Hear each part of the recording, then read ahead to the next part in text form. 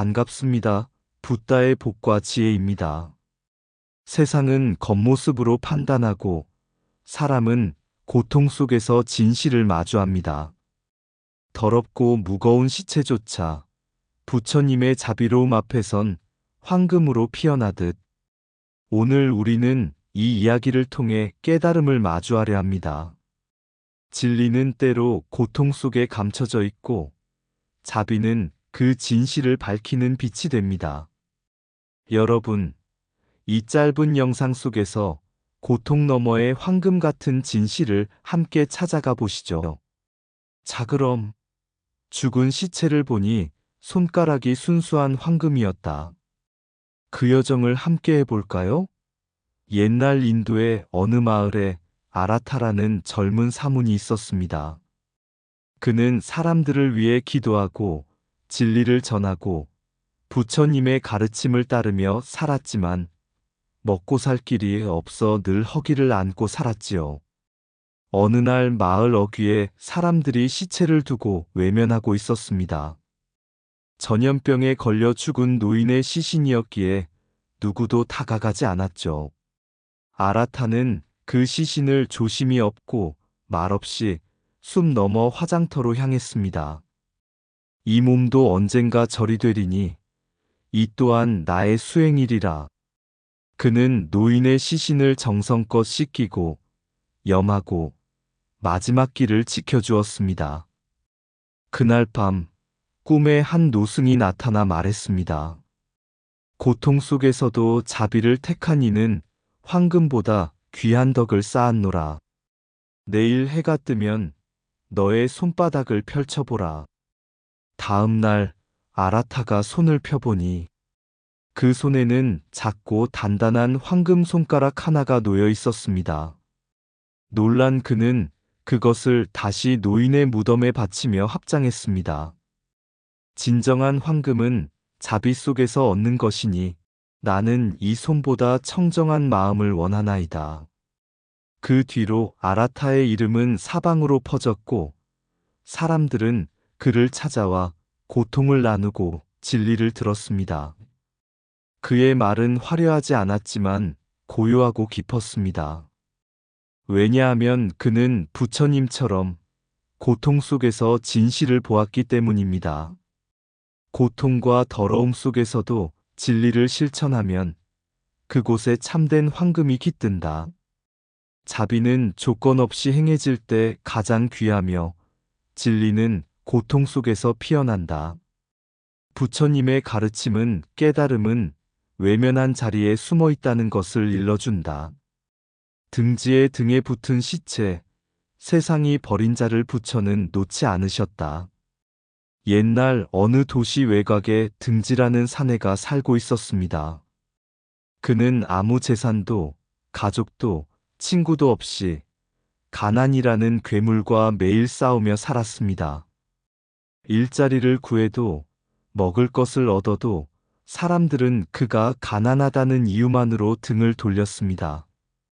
가난한 자의 말은 바람 같고 부자의 말은 법처럼 들리는구나. 등지는 속으로 그렇게 되뇌이며 살기 위해 뭐든 하기로 결심합니다. 어느 날 사람들이 외면하던 시체 운반일을 소개받습니다. 시체 한 구만 운반하면 쌀이 2대박이다. 세상은 더러워하며 피했지만 등지는 주저없이 죽은 자의 몸을 업었습니다. 하지만 시체는 등지의 등에 달라붙어 떨어지지 않았습니다. 무슨 영문인지 아무리 떼어내려 해도 그 죽음은 그의 등에 붙은 채였습니다. 사람들은 그를 피하고 조롱하고 돌을 던지며 외쳤습니다. 미친놈이다. 왜 시체를 업고 다니느냐? 성문도 그를 막고 친구들도 등을 돌렸습니다. 아무도 그의 고통을 보려 하지 않았습니다. 등지는 흐느끼며 말했습니다.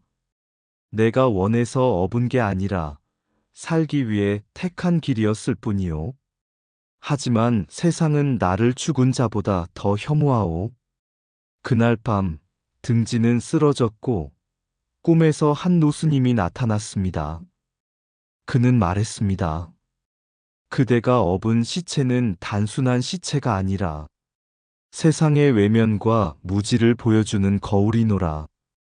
그대는 가난했으되 자비를 버리지 않았고 냉대를 받았으되 분노로 되갚지 않았다. 부처의 눈은 세상이 버린 자에게 먼저 향하나니 이제 그대의 등에 진 무게는 진리가 되어 그대를 밝힐 것이니라. 눈을 떠보니 시체는 등지의 등에서 내려와 황금으로 변해 있었습니다. 사람들이 놀라 다시 모여들었고 등지는 그 황금을 버리지 않고 절로 향합니다. 나는 오늘 깨달았노라. 진정한 황금은 세상이 외면한 자의 등에 붙어 있었음을. 가난은 죄가 아니며 고통은 때로 진리를 낳는 씨앗임을. 빈궁은 괴로움의 근원이나 그것은 깨달음의 밭이 되기도 한다. 고진멸도. 부처님은 항상 가장 낮은 자리에 먼저 손을 내미신다. 세상이 외면한 고통 속에 자비와 진리가 깃들어 있다. 세상이 외면한 자리에 부처님의 눈은 가장 먼저 머문다. 가난은 죄가 아니나 외면은 죄가 될 수 있다. 죽음을 등에 업은 자에게 삶의 진리가 다가온다. 진정한 자비는 혐오 속에서도 등을 돌리지 않는 마음이다. 고통은 진리를 담는 그릇이고 인내는 그릇을 채우는 물이다. 세상이 등을 돌릴 때 부처님은 등을 어루만지신다. 자비는 시체보다 무거운 짐도 가볍게 만든다. 고난을 품은 자의 침묵 속에 진리는 더욱 깊이 울린다. 사람들은 겉을 보지만 부처님은 짊어진 무게를 보신다.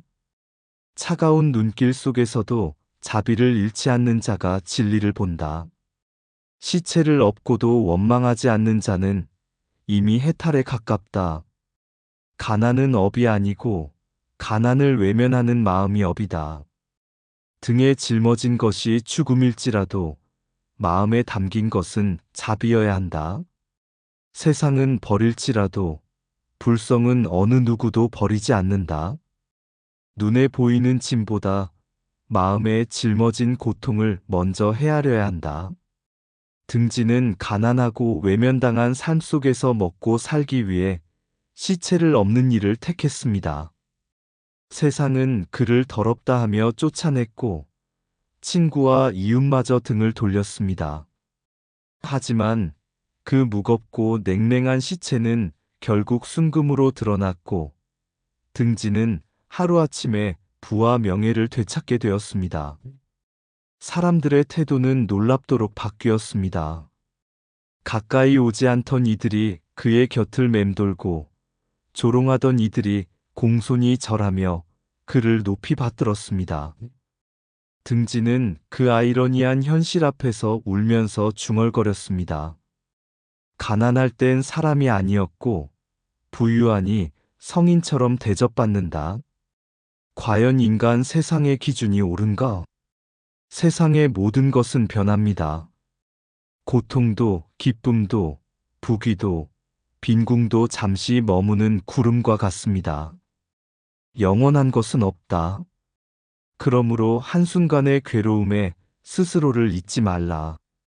황금은 손에 쥐는 것이 아니라 진리를 깨달은 마음이 금보다 귀합니다. 금은 외면을 바꾸지만 자비는 세상을 바꾼다. 사람들은 진실이 아닌 껍데기에 반응합니다. 부처님은 껍데기를 버리고 본질을 보라고 가르치셨습니다. 어리석은 이는 황금을 보고 고개를 숙이고 지혜로운 이는 고통 속의 깨달음을 보고 눈을 뜬다. 이 이야기에서 중요한 것은 황금을 얻은 것이 아니라 황금으로 인해 드러난 세상의 허상과 인간의 이기심입니다. 그리고 이 허상 속에서도 자신을 잃지 않고 자비와 지혜로 삶을 반추한 등지의 태도가 진정한 깨달음에 가까운 모습입니다. 등지의 이야기는 우리에게 묻습니다. 나는 지금 사람을 보고 있는가? 아니면 황금을 보고 있는가? 황금은 손을 빛나게 하지만 자비는 마음을 빛나게 한다. 사람이 귀한 것이지 그가 가진 것이 귀한 것이 아니다. 가난은 죄가 아니며 부유함은 공덕이 아니다. 무엇이 진짜 황금인가? 마음속의 선함이 그것이다. 사람의 값어치는 그가 가진 금이 아니라 베푸는 마음에 있다. 세상은 변하나 진리는 변하지 않는다. 고통은 깨달음의 씨앗이 되며 황금은 그것을 감추는 베일이 될 수도 있다. 세속의 눈은 황금을 보고 움직이고 깨달은 눈은 고통 속에서 진리를 본다. 등 뒤에 짐이 무거울수록 그 속에 담긴 진실은 깊다. 황금은 마음을 시험하고 가난은 인격을 드러낸다. 사람의 태도는 그가 보는 대상보다 그의 마음을 말해준다. 진정한 가치는 돈이 아니라 덕에서 비롯된다. 세상이 변해도 자신을 잃지 않는 이가 진정한 부자다. 누구도 황금 앞에서 변하지 않을 수 없지만 부처의 가르침은 그 마음을 지키게 한다. 눈은 황금을 보고 반짝이지만 마음은 진리를 보고 눈물 찢는다. 이 명언들은 단순한 말이 아니라 세속과 진리 사이의 차이를 꿰뚫는 통찰을 담고 있습니다. 등지의 황금 이야기를 통해 우리 자신도 어떤 시선으로 세상을 보고 있는가를 되돌아볼 수 있기를 바랍니다. 등지는 황금을 업고 다닌 한 남자였습니다. 가난과 멸시 속에서 시작된 그의 여정은 죽은 시체가 황금으로 밝혀지며 단숨에 달라졌습니다. 사람들은 등을 향해 손을 내밀고 왕까지 그의 문을 두드렸습니다. 어제는 짐승처럼 취급받던 자, 오늘은 나라의 귀빈이 되었던 것입니다. 하지만 등지는 웃지 않았습니다. 그는 황금을 손에 쥐는 순간 깨달았습니다. 그토록 원했던 분은 사람의 마음을 뒤흔들고 삶을 홀리는 독사와도 같다는 것을. 황금은 사람들을 끌어모았지만 그들의 마음은 진심이 아니었습니다. 자신이 아니라 자신이 가진 것을 향한 그들의 탐욕은 차가운 바람처럼 스쳐갔습니다. 그리고 마침내 그는 조용히 머리를 숙이고 말했습니다. 오욕은 번개와도 같아 찰나의 마음을 태우고 독사와도 같아 미소 뒤에 독을 품는다. 그가 남긴 이 개송은 부처님의 가르침과 꼭 닮아 있습니다. 부처님께서는 말씀하셨습니다. 오욕은 불꽃과 같으니 잠깐의 빛이 삶을 태운다. 눈에 보이는 황금보다 마음의 청정함이 귀하다. 욕망은 고통의 뿌리요. 깨달음은 평화의 꽃이다. 등지의 삶은 바로 그 가르침의 거울이었습니다. 그는 세상에서 가장 눈부신 것을 얻고 그 눈부심 속에 진실이 없음을 깨달았습니다. 그래서 그는 그 모든 것을 버리고 도를 택했습니다. 더 이상 부귀를 좇지 않고 진리의 길로 나아간 것입니다. 이 이야기에서 우리가 배울 수 있는 점은 분명합니다. 황금보다 마음이 귀하며 찰나의 욕망보다 영혼의 진리가 더 깊고 고귀하다는 것. 오욕의 허망함, 참된 깨달음, 부귀의 무상함을 일깨워주는 지혜의 말씀입니다. 오욕은 번개와 같아 잠시 빛나고 모든 것을 태운다. 부귀는 마음을 현혹시키나 진리는 마음을 밝힌다. 황금은 손에 쥘 수 있으나 돈은 마음으로만 닿을 수 있다. 탐욕은 독사와 같아 미소 속에 이빨을 숨긴다. 세상의 칭송은 바람과 같고 진정한 평화는 고요 속에 있다. 가진 것이 많다고 마음이 넓은 것은 아니다. 가난이 죄가 아니듯 부가 복도 아니다. 참된 부는 바깥이 아니라 마음 안에 있다. 부귀는 머무르지 않고 돈은 생명을 관통한다. 사람은 황금을 줬지만 황금은 도를 알지 못한다. 명예는 부서지나 깨달음은 새벽처럼 찾아온다. 욕망은 끝이 없고 깨달음은 시작이 없다. 부귀는 문을 열지만 돈은 마음을 연다. 많이 가질수록 불안하고 덜 가질수록 평화롭다. 황금의 빛보다 자비의 빛이 더 밝게 비춘다. 등지는 황금이 된 시체를 업은 덕분에 뜻밖의 부귀와 명예를 얻었다. 어제까지만 해도 시체 하나에 땀을 흘리던 사내가 오늘은 왕에게 불려가 상을 받고 백성들 앞에서 존경을 받는 존재가 되었다. 사람들은 그의 등에 묻었던 죽은 자의 흔적은 잊은 채 이제는 그를 황금 사내라 칭송하며 따랐다. 그러나 등지의 눈에는 세상의 찬사보다 그날 죽은 이를 업고 냄새 속을 걸어가던 순간이 더 생생하게 떠올랐다. 그는 부귀의 달콤함을 맛보면서도 그 모든 것이 얼마나 허망하고 바람처럼 변할 수 있는지를 마음 깊이 깨달았다. 황금이 된 시체는 진귀한 보물이었지만 그보다 더 값진 것은 모든 것은 무상하다는 진리였다. 그리고 그는 마침내 깊은 산사로 향했다. 재물을 버리고 명예를 놓고 홀로 참된 길을 걷기로 한 것이다. 그가 떠나기 전 남긴 마지막 개송은 사람들의 마음에 오래도록 울림을 남겼다. 오욕은 번개와 독사와 같나니 잠시의 쾌락은 영원의 고통이 된다. 진정한 부는 밖이 아닌 무욕의 마음 안에 있도다. 왕도 백성도 이 말을 되새기며 고개를 숙였다. 황금의 눈부심을 넘은 진리의 빛이 그들의 마음에 스며들고 있었다. 이 이야기는 부처님의 가르침 중 무상, 무욕, 그리고 중도의 진리를 반영하고 있습니다. 우리 삶에서도 욕망을 좇는 대신 마음을 비우고 본래의 자비와 지혜를 마주할 때 진정한 행복과 해탈에 가까워질 수 있습니다. 등에 진 것은 무거운 시신 하나였건만 그 속엔 세상이 지닌 탐욕의 그림자가 실려 있었네. 길가에 퍼진 악취 속에서도 하늘은 한 점 구름 없이 맑았고 등지는 그 맑음보다 사람들의 눈길에 더 시려했다. 그러나 죽은 자가 황금이 되었을 때 세상은 손뼉치며 등지를 불렀다.